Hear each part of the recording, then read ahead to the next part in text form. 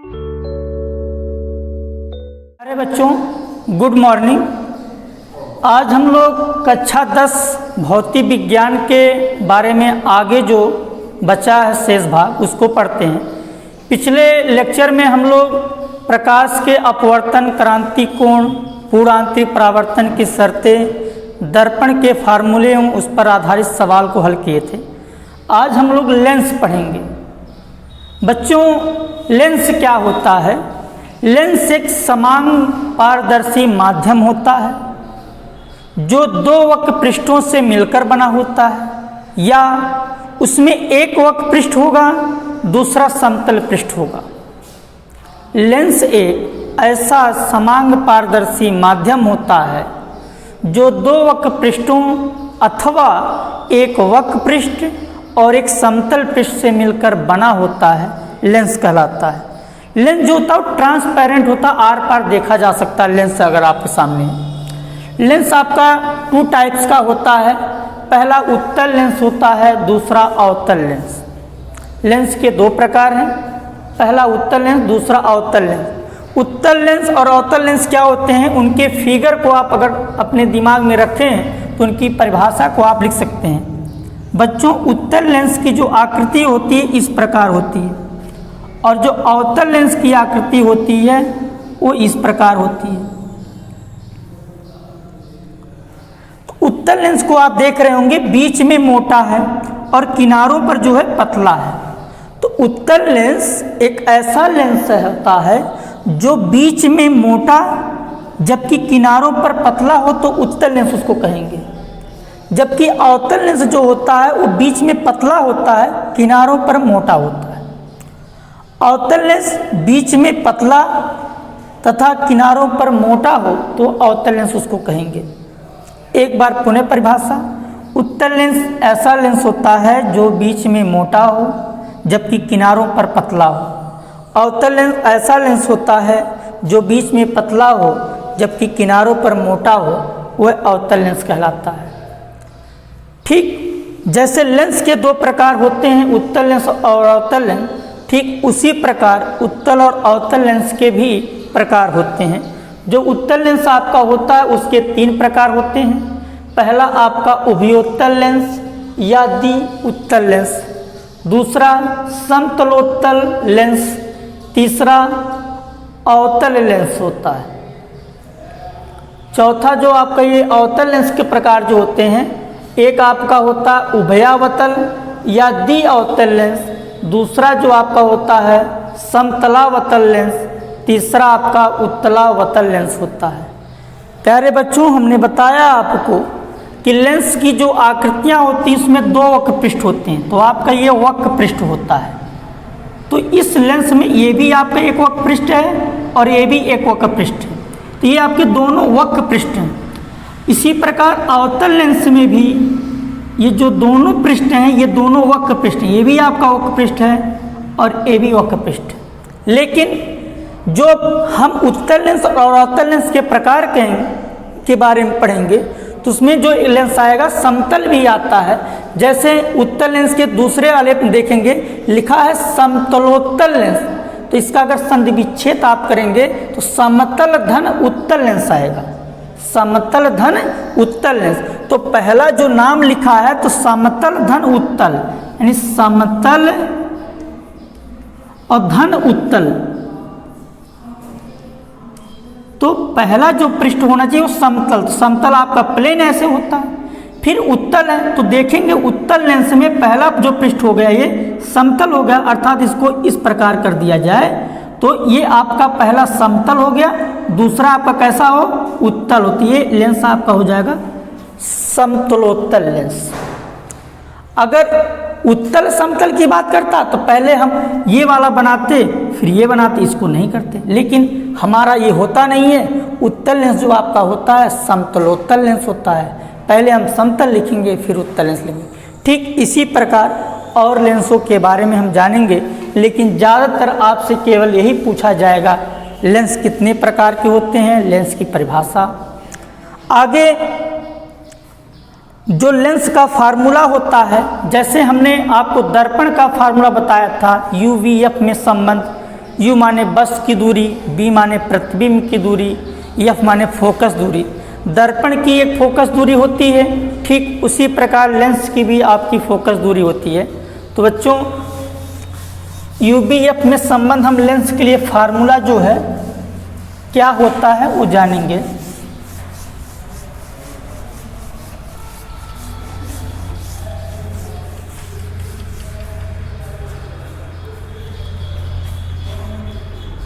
Lens के लिए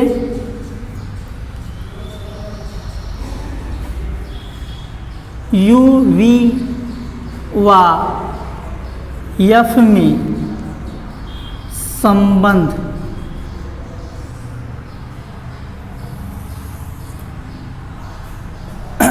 one upon F बराबर 1/v माइनस 1/u। ये आपका लेंस के लिए यूबीएफ में फार्मूला होता है। बच्चों हमने दर्पण में बताया कि प्लस होता है और उसका चिन्ह भी बताया था।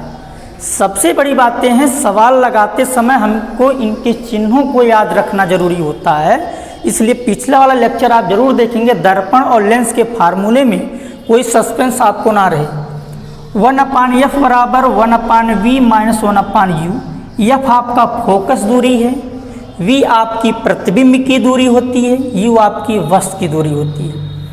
तो एफ जो है वो आपका फोकस तो एफ का चिन्ह हम देख लें क्या क्या होता है। एफ का चिन्ह, एफ का जो चिन्ह होता है वो उत्तल लेंस के लिए, अगर लेंस आपका उत्तल है, उत्तल लेंस के लिए एफ का मान हम प्लस चिन्ह लिखते हैं। कैसे? अगर कहा जाए एक उत्तल लेंस है जिसकी फोकस दूरी 20 सेंटीमीटर है तो यह बराबर 20 सेंटीमीटर। अगर यही कहा जाए एक अवतल लेंस है जिसकी फोकस दूरी 20 सेंटीमीटर है तो अवतल लेंस है तो इसलिए यह बराबर -20 लिखेंगे। ये याद रखना जरूरी आपको है। अवतल लेंस के लिए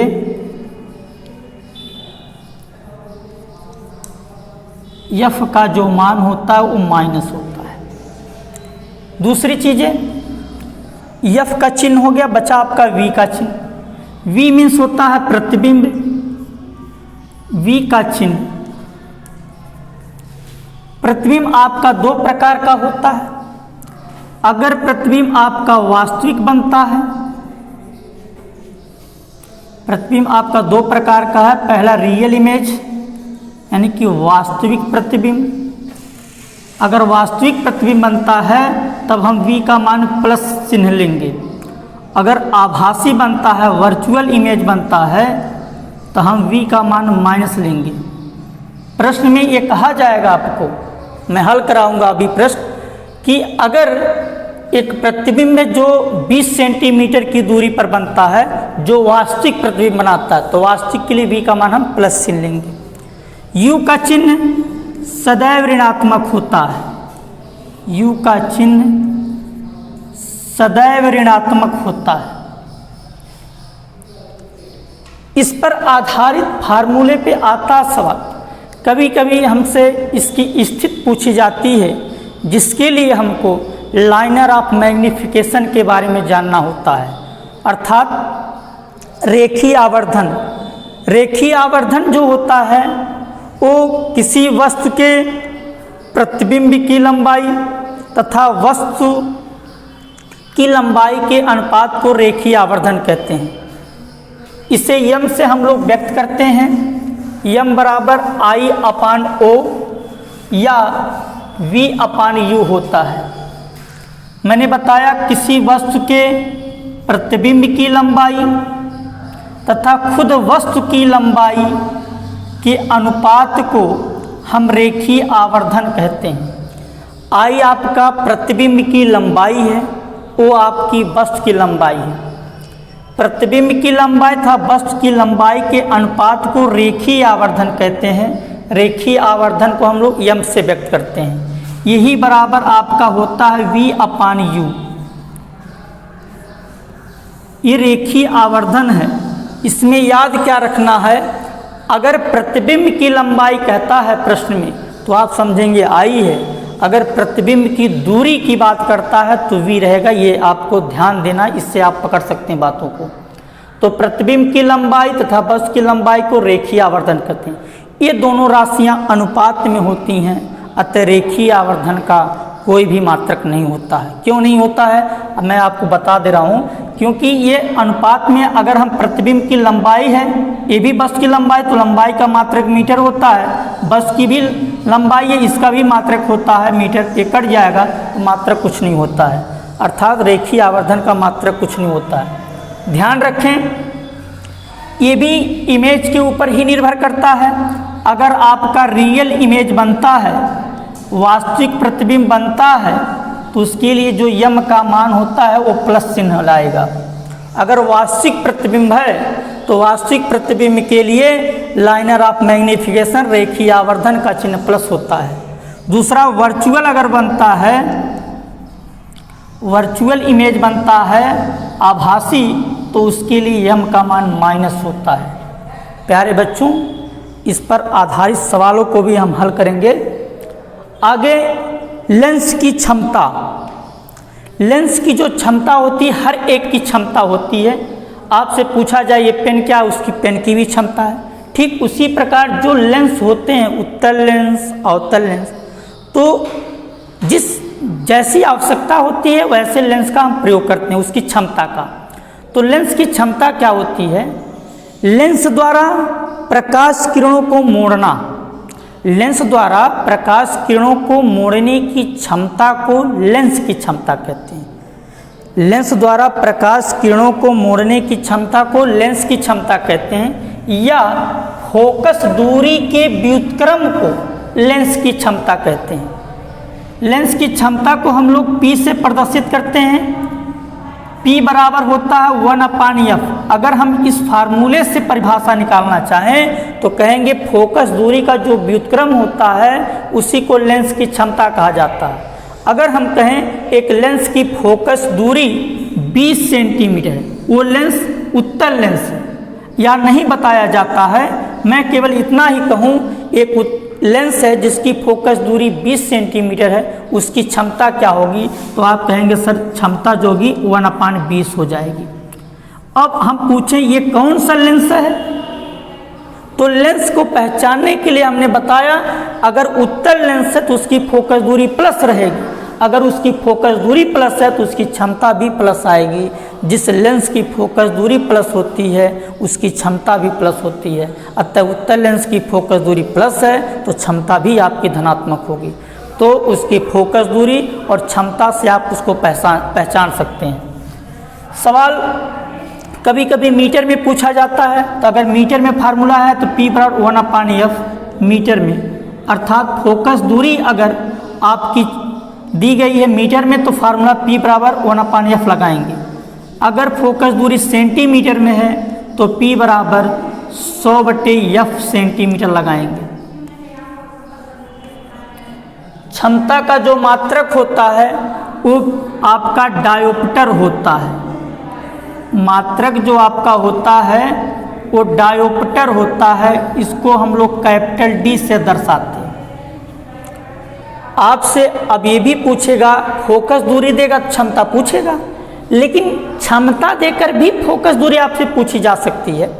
जैसे एक सवाल मैं दे रहा हूं यहाँ पे, एक लेंस है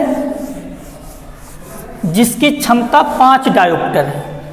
एक लेंस है जिसकी क्षमता 5 डायोप्टर है, 5 ऐसे लिख के D लिख दिया जाएगा। एक लेंस है जिसकी क्षमता 5 डायोप्टर है, वो कौन सा लेंस है हमको नहीं पता है। उसकी फोकस दूरी कितनी होगी, यानी F का मान आपसे पूछा जा रहा है। तो अगर फोकस दूरी आपसे पूछी जाती है तो आप चाहे मीटर वाला फार्मूला यूज करो या सेंटीमीटर वाला यूज करो। अगर मीटर वाला यूज करोगे तो मीटर में फोकस दूरी आएगी, सेंटीमीटर वाला यूज करोगे तो सेंटीमीटर में आएगी। लेकिन हम फोकस दूरी दोनों में निकाल सकते हैं, कोई भी है चेक कर लेते हैं। P बराबर फार्मूला होता है 1/f मीटर में,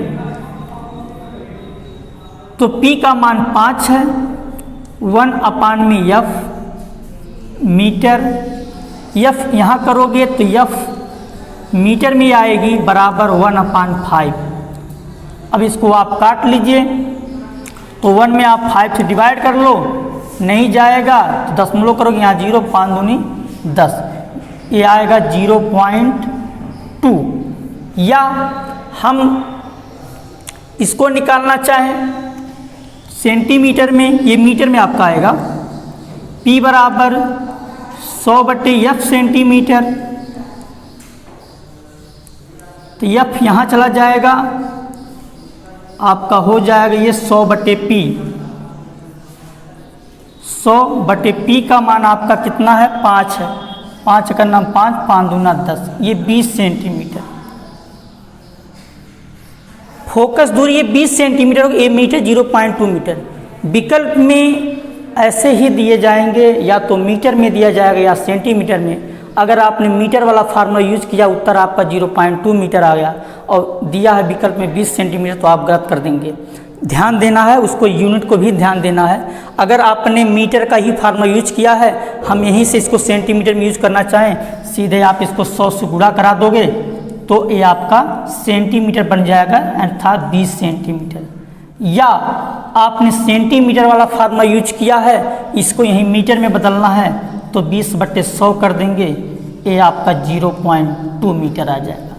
कोई भी फार्मूला आप यूज करके निकाल सकते हैं। प्यारे बच्चों, आज आपका फर्स्ट चैप्टर पूरा कंप्लीट हुआ। आगे न्यूमेरिकल हम सॉल्व करेंगे। तब तक के लिए धन्यवाद।